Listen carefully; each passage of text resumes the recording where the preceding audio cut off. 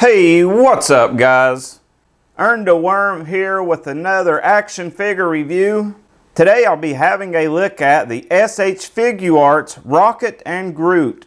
This figure was a web exclusive. It was very expensive, so I did not pick it up when it came out. I kind of waited to catch a deal on this one and finally got a great deal from an individual on Ageless Geek's Facebook page.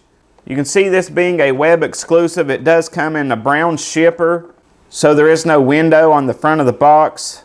But you do have a cool picture of the Rocket and Groot on the side. Again on the back with some of the option parts shown.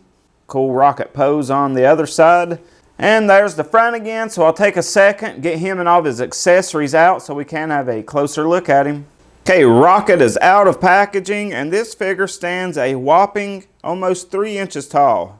Okay, and this figure does come with a stand. It's a little square stand, and it has this very small clasp for the small Rocket figure. You just plug it into any one of the 3 holes on the base. Now, I got him to stand without the base, but it wasn't easy, and he's leaning forward a lot where he has that heavy tail on the back. And for his accessories, you get these tiny, tiny, tiny clawing hands. You get these hand me my beer hands. And you get these I'm gonna kill you hands because they come with his blasters attached. And it's a good thing because it probably would have been a pain trying to get these to stay in his tiny, tiny, tiny hands. These are painted really well though. Great looking paint on them and sculpt. And the blasters are different. I like this 3-barreled one here. You get a couple different head sculpts. I really like this one. This one can be angry or laughing, or I'm hungry, or I'm going to bite your face off, or hello, how are you? Then you get this very somber one, kind of a plain face.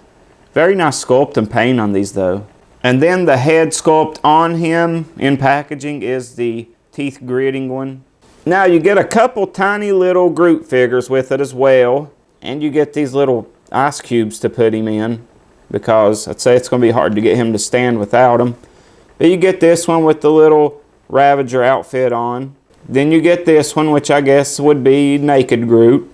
And you do get a tiny little alternative head for the Groot. Gosh, I feel like I'm going to lose every one of these pieces as soon as I'm done filming this. Okay, and before we move on, here is the SH Figuarts Rocket Raccoon next to the SH Figuarts Star-Lord. I really hope SH Figuarts continues the Guardians of the Galaxy line. I would love to have a full-size SH Figuarts Groot figure, a Drax, a Gamora. I mean, I want them all. Okay, now on to the Rocket figure itself. This thing is tiny, but man, they put a lot of nice sculpt and details in there. Paint is really well done on this. I have almost bought the Marvel Legend one a dozen times, but something about Marvel Legends, they just don't do it for me.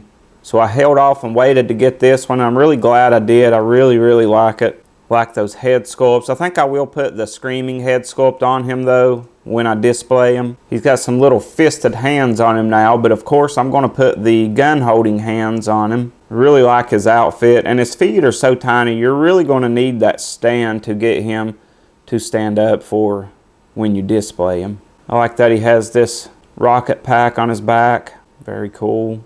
His tail was on him in packaging as well, and it has a little bit of movement to it.